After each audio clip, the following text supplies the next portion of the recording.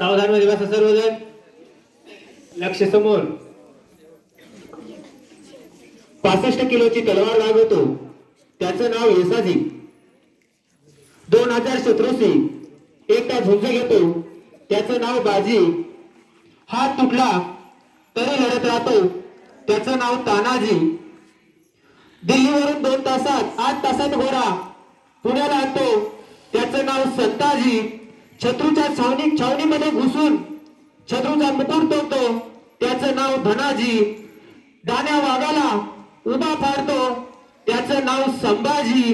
आणि या सर्वांना घेऊन जो स्वराज्याचं तोरण बांधितो ते छत्रपती शिवाजी. छत्रपती शिवाजी महाराज की. छत्रपती शिवाजी महाराज की.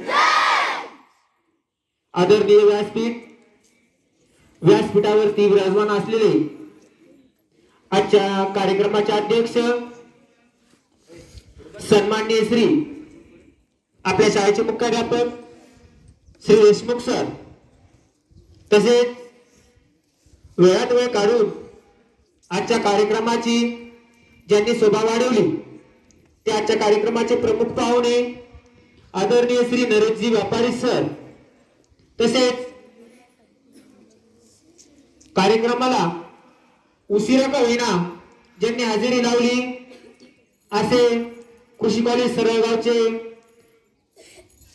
कृषी कॉलेजचे प्रिन्सिपल आदरणीय श्री राऊत सर, तसेच आमचे मित्र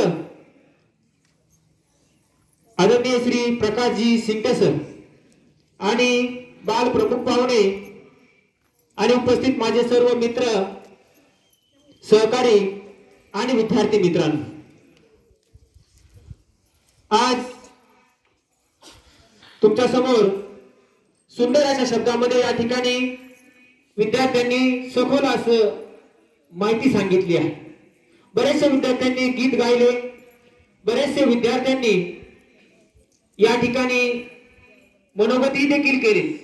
सुंदर अशा शब्दामध्ये या ठिकाणी तुम्हाला सखोल काही सांगितलेलं आहे. आणि छत्रपती शिवाजी महाराजांना विषयी आता जास्त काही तुम्हाला सांगायची आवश्यकता नाही. त्याचं कारण छत्रपती शिवाजी महाराज त्यांच्या कार्याने प्रत्येकाच्या घराघरामध्ये आहे. त्यामुळे शिवाजी महाराज हे आज कुणालाही सांगावं लागत नाही. आज जन्माला येणाऱ्या प्रत्येकाच्या मुलाच्या कपाळावरती 3 अक्षर करूनच शिवाजी हे 3 अक्षर करूनच तो मुलगा जन्माला येतो. शिवाजी हे 3 अक्षर कोरल्याशिवाय तो मुलगा जन्माला येत नाही.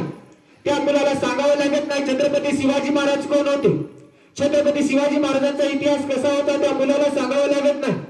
तो मुलगा छत्रपती विषयी सर्व सखोल काळ माहिती घेत असतो. पण विद्यार्थी मित्रांनो, सर्वजणांनी छत्रपती शिवाजी महाराजांविषयी सांगितलं, छत्रपती शिवाजी महाराजांचं कार्य सांगितलं, पण अवघ्या 35 वर्षामध्ये जे कार्य जोपर्यंत सूर्य चंद्र आणि तारे आहेत तोपर्यंत कुणीही मिटवणार नाही असं कार्य छत्रपती शिवाजी महाराजांनी केलं. विद्यार्थी मित्रांनो, 1630 मध्ये शिवाजी महाराजांचा जन्म झाला आणि 1680 या सालामध्ये त्यांचा मृत्यू झाला.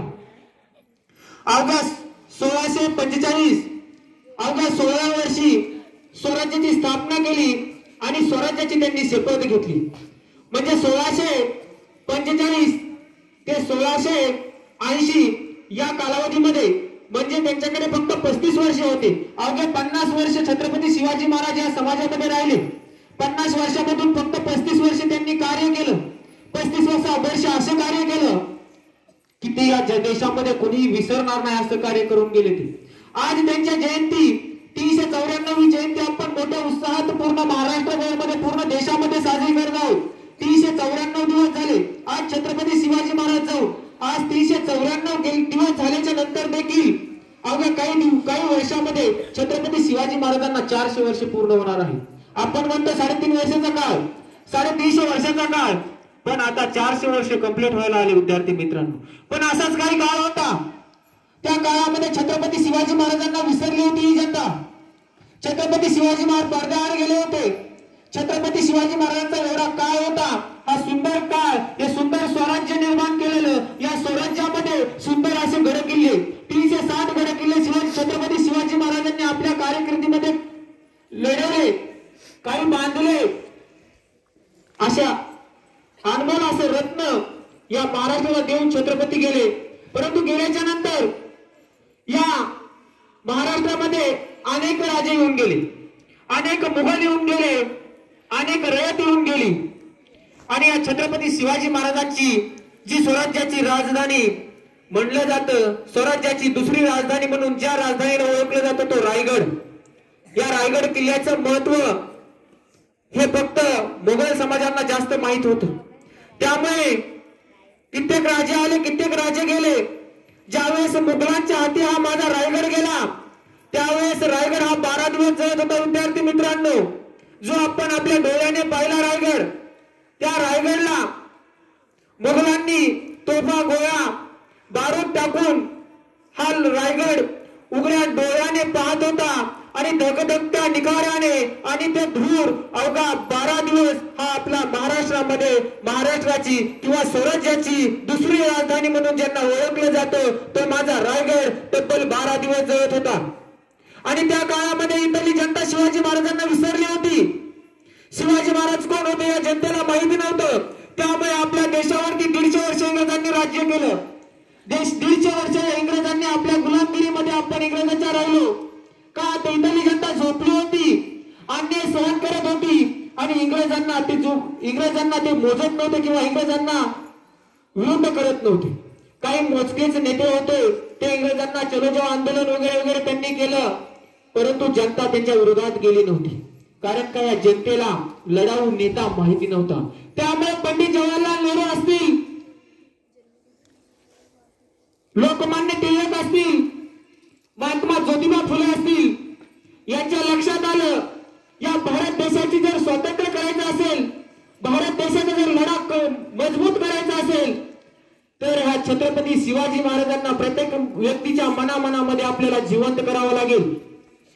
प्रत्येकाच्या मनामध्ये जोपर्यंत शिवाजी महाराज जिवंत होत नाहीत तोपर्यंत स्वराज्याची चळवळ, स्वातंत्र्याची चळवळ गतिमान होणार नाही.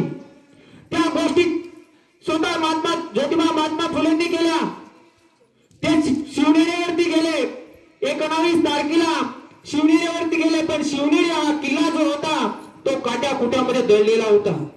त्या ठिकाणी शिवाजी महाराजांची समाधी देखील पाहायला मिळत नव्हती. जन्म ज्या ठिकाणी झाला ती अवस्था देखील त्यांना पाहायला मिळत नव्हती. पण महात्मा ज्योतिबा फुलेंनी काट्या कुट्यामध्ये दळलेली समाधी शोधून काढली, त्यांचं जन्मस्थळ शोधून काढलं आणि त्या ठिकाणी 19 तारखेला सार्वजनिक शिवजयंतीची घोषणा केली. आणि त्या दिवसापासून सार्वजनिक शिवजयंतीला सुरुवात झाली विद्यार्थी मित्रांनो. आणि सार्वजनिक गणेश उत्सवाला देखील सुरुवात झाली. आणि हा महाराष्ट्रामधला या देशामधला जो झोपलेला समाज आहे तो जागा झाला. झोपलेला समाज चालता झाला, चालता समाज बोलता झाला. आणि बोलणाऱ्या समाजाच्या हातामध्ये कधी हत्यार आले हे समजलं नाही. आणि 19व्या शतकामध्ये स्वराज्याची चळवळ गतिमान झाली आणि आपला भारत देश स्वतंत्र झाला. मग इथल्या प्रत्येकाच्या मुलामध्ये पर त्यानंतर भारत देश स्वतंत्र झाल्याच्या नंतर आपल्या प्रत्येक गड किल्ले आपल्या ताब्यामध्ये आले आणि त्याच्यावरती आपण राज्य करू लागलो. असा छत्रपती शिवाजी महाराजांचा अनेक काही इतिहास आहे. या इतिहासाला जर आपण पहिल्यापासून जर जागत राहिलो असतो तर खूप काय आता याच्यामध्ये बदल झाले असते. आता मगाशी काही एका विद्यार्थ्यांनी सांगितलं बघा, सावित्री देसाई नावाची एक महिला होती, सुभेदार होती. त्या सावित्री देसाईचा जो स्वराज्य होतं किंवा तिची प्रजा होती कर्नाटक मध्ये, त्याच्यावरती हल्ला करून आपल्या शिवाजी महाराजांच्या मावळ्याने हल्ला केला होता. परंतु छत्रपती शिवाजी महाराज मातेला किंवा स्त्रीला आपल्या बहिणीप्रमाणे किंवा मातेप्रमाणे मानत होते. त्यामुळे तिचं सर्व स्वराज्य, तिचं सर्व साम्राज्य चोळी बांगडी सकट वापस करून दिलं. तिचं होतं तर तेव्हा दिलंच, पण परत तिला एक राज्य जोडून दिलं. म्हणजे छत्रपती शिवाजी महाराजांच्या मनामध्ये जातपात भेद नव्हता. सर्व धर्माच्या 18 पगड जातीचे लोक छत्रपती शिवाजी महाराजांच्या कारकिर्दीमध्ये होते. सर्वजण त्यांना मानत होते आणि सर्वांना तेवढं स्थान देत होते. सर्वजणांनी त्या शिवाजी महाराजांना साथ दिली म्हणून आज आपल्या समोर स्वराज्य झालं. त्या स्वराज्याची स्थापना झाली. त्या स्वराज्य म्हणजे स्वतःचं राज्य नव्हतं, हे स्वराज्य म्हणजे सर्वांचं राज्य. हे छत्रपती शिवाजी महाराजांची संकल्पना होती. मग तुला स्वराज्य निर्माण करायचं तर तू तुझ्यासाठी लढ, असं ते मावळ्यांना सांगत होते. आणि त्या पद्धतीने मावळे लढत होते, त्या पद्धतीने त्यांना लढलं जात होतं. अरे हयात असताना छत्रपती शिवाजी महाराज जिवंत असताना त्या सावित्री देसाईने कर्नाटकमध्ये त्यांचा पुतळा उभा केला होता. आणि छत्रपती शिवाजी महाराज जिवंत असताना त्यांची त्याची पुतळ्याची काय करत होती, स्मारकाची पूजा करत होती. का तर ऐसा राजा होणे नाही. आंध्र प्रदेशमध्ये गेलात तर तिथं देखील छत्रपती शिवाजी महाराजांचे स्मारक पाहायला भेटतील. तिथे देखील शिवाजी महाराजांचा जयघोष जिवंत असताना करत होते. दक्षिण विजयाच्या मोहिमेनंतर शिवाजी महाराज आंध्र प्रदेश इथे गेलते आणि त्या ठिकाणी जाऊन तिथल्या मंदिराची त्यांनी डागडुगी केली. श्रीशैल मल्लिकार्जुन नावाचं जो मंदिर आहे त्या मंदिरामध्ये राहत असताना त्यांच्या लक्षात आलं की या मंदिराचं घाट बांधायचं काम बाकी आहे आणि गोपूर बांधायचं काम बाकी आहे. तिथे जाऊन त्यांनी ते घाट आणि गोपूर त्या मंदिराचं बांधलं. आंध्र प्रदेश मधल्या लोकांना, कामगारांना बोलवून त्यांनी जिम्मेदारी दिली की हा मंदिर देखणं आहे, सुभेदार आहे, चांगला आहे, परंतु हे दिसायला काय आहे, एक गोपूर नसल्यामुळे चांगलं दिसत नाही, हे गोपूर बांधलं पाहिजे. त्यावेळेस त्या तिथल्या लोकांनी ते गोपूर बांधलं. परंतु त्यांच्या लक्षात आलं हे राजा महाराष्ट्राचा, हा राजा महाराष्ट्राचा, परंतु आंध्र प्रदेश मध्ये येऊन आपल्याला सांगतो गोपूर बांधायचं. अरे कित्येक राजे आले असतील, कित्येक राजे गेले असतील, कित्येक राजांनी पाहिलं असेल की गोपूर बांधायचं बाकी आहे, गोपूर बांधलं पाहिजे, पण ते कोणाच्याच लक्षात आलं नाही. ते लक्षात आलं फक्त छत्रपती शिवाजी महाराजांच्या आणि त्यांनी ते गोपूर बांधून घेतलं. मग ऐसा राजा होणे नाही. त्यांना वाटलं की असा राजा होणे नाही, हा राजा आपल्या डोळ्यामध्ये असला पाहिजे, हा राजा आपल्या समोर असला पाहिजे आणि या राजाची आपण सदैव पूजा केली पाहिजे. म्हणून विद्यार्थी मित्रांनो, त्या गोपूरमध्ये छत्रपती शिवाजी महाराजांचा हयात असताना त्या ठिकाणी स्मारक बांधलं आणि त्यांची त्या ठिकाणी आंध्र प्रदेश या ठिकाणी शिवाजी महाराजांची पूजा करत होते. असा राजा होता. अरे आजपर्यंत किती घेऊन गेले, किती येतील, पण शिवाजी महाराजांसारखं कार्य कोणीच करणार नाही. हयात असताना गेल्याच्या नंतर दादा आपल्या चौकामध्ये त्यांचे पुतळे पाहायला मिळतात, त्यांचे स्मारक पाहायला मिळतात, पण जिवंत असताना स्मारक पहिल्यांदा बांधलं ते कर्नाटक आणि दुसऱ्यांदा बांधलं ते आंध्र प्रदेश मध्ये. म्हणजे राजाची कीर्ती फक्त महाराष्ट्रापुरती नव्हती,